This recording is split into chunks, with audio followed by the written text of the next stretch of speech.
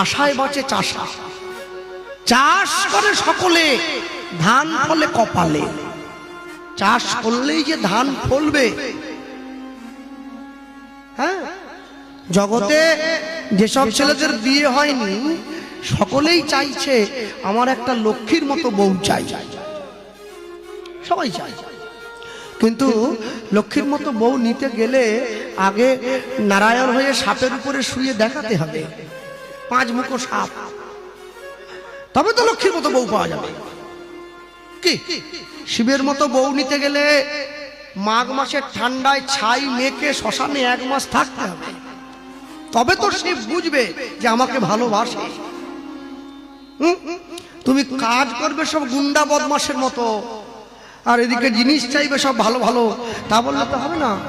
মনে রাখবে, 10টা 15টা 20টা 100টা করে ছেলে মেয়ের জন্ম দিলেই যদি আসল পুরুষত্বের মালিক হওয়া যেত না, তাহলে জঙ্গলের রাজা সিংহ নয়, জঙ্গলের রাজা হতো শূকর।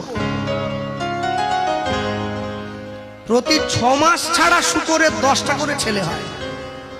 প্রথম 6 মাসে 10টা, পরের 6 মাসে 10টা। আর সিংহের 12 বছরে 4টে। জঙ্গলের রাজাকে শূকর না সিংহ? সিংহ। কতগুলো করে ছেলে মেয়ের জন্ম দিই, কোনটা চোর, কোনটা টিন ভাঙা আলা, কোনটা লোহা ভাঙা আলা, কোনটা চুল বিক্রি করতেছে, কোনটা মদন কটকটি বিক্রি, কোনটা ঝালমুড়ি বিক্রি। এ দিয়ে কি করে? একটার জন্ম দেবেন, 100টার সমান হবে। গান্ধারীর মতো 100 ছেলে মেয়ের জন্ম দিয়ে লাভ নাই, দিতে হলে কুন্তির মতো 5টা সন্তানের জন্ম দাও, যে 5টা 100টার সমান হয়ে যাবে। হ্যাঁ, অনেক অনেক বাড়িতে হরিনাম গাইতে গেলে, দাদা এসছেন খাবেননি, রান্না করেছে 10 রকম পদ,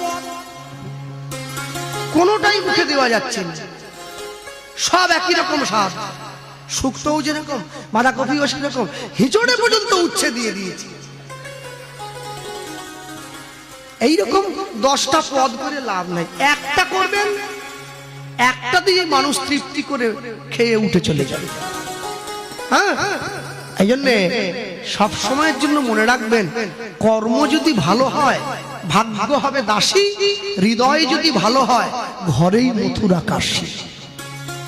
কোনোদিনও পরের ক্ষতি চাইবেন না। কেউ যদি আপনার ক্ষতিও করে আপনি তার মঙ্গল চান। আপনি যদি মানুষের ভালো চান, ভগবান আপনার ভালো চাইবে। যে করে লোকের মন্দ তার মন্দ করে গোবিন্দ। আপনি যদি মানুষের ভালো চান, ভগবান আপনার ভালো চাইবে। আর ভগবান যদি আপনার ভালো চায়, কারো ক্ষমতা নেই আপনাকে দুঃখ দেওয়ার মতো। হ্যাঁ, মাঝে মাঝে ইচ্ছে হয় একটু দেশের ভালো করি, দশের ভালো করি। ও ভালো করবো কি? আপনারা ব্যাংকে যান না? ব্যাংকে গিয়ে দেখলাম কি 5 লাখ টাকার চেক লেখার জন্য ব্যাংক একটা কলম রেখেছে, 2 টাকার কলম, ওটা সুতো দিয়ে বাঁধা। ম্যানেজারকে বললাম, স্যার এই কলমটা সুতো দিয়ে কেন? বলে কি বলবো কৃষ্ণবাবু, লোক পকেটে নিয়ে পালিয়ে যাচ্ছে। 2 টাকার কলমের লোক বাঙালি ছাড়তে পারছে নি, দেশের উন্নতি করবে, লাভ পাচ্ছে। এ তো ভালো ছিল। পানের দোকানে দেখেছেন বিড়ি ধরাবার দেশলাইটা সুতো দিয়ে বাঁধা আছে, লোক বিড়ি ধরে নিয়ে পকেটে করে পালিয়ে যাবে। সে তো তবু ভালো, ওরই নামে গিয়ে জুতো নিয়ে পালাচ্ছে। পরবি তো পর আমারটা পরে পালিয়ে গেছে। আরে এই গরিব কীর্তনিয়া জুতো নিয়ে পালিয়ে গেলি ভাই, আর কারো পেলিনি। ঠাকুরকে গিয়ে নালিশ করবো ভাবলাম, এই দলকে দাঁড়া। বলে কি হলো? দাঁড়াও একটু ভগবানকে জানাই আমার জুতো চুরি হয়ে গেছে। তারপরে মন্দিরের মধ্যে দেখলাম সব দেবদেবীরা বসে আছে, বাবা পঞ্চানন, মা শীতলা, মা মনসা, এক রাধা গোবিন্দ একদিকে, নিতাই গৌর একদিকে। ভালো করে নালিশ করতে গেলাম, ঠাকুরকে প্রণাম টনাম করে মুখ শুকনো করে ঘুরে চলে এসেছি। এরা আমাকে বলে কি নালিশ হলো? বলি যাদেরকে নালিশ করতে গেছি কারো পায়ে জুতো আছে, যারা লাইন ধরে বসে আছে তাদের চুরি হয়ে গেছে।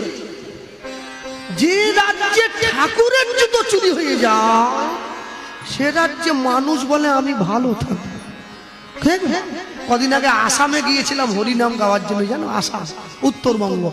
আসামে গিয়েছি ট্রেনে হয়ে, ট্রেনের মধ্যে বাথরুমে যে মগটা আছে না, ওটা পর্যন্ত শিকল দেওয়া।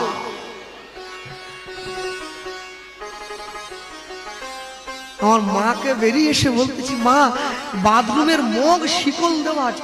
মা বলে লোক ব্যাগে নিয়ে পালিয়ে যাবে। ওই একটা বাথরুমের মগের নেশা ছাড়তে পারেনি। মানুষ চিন্তা করতেছে আমাদের জীবনে উন্নতি কেন হলো না।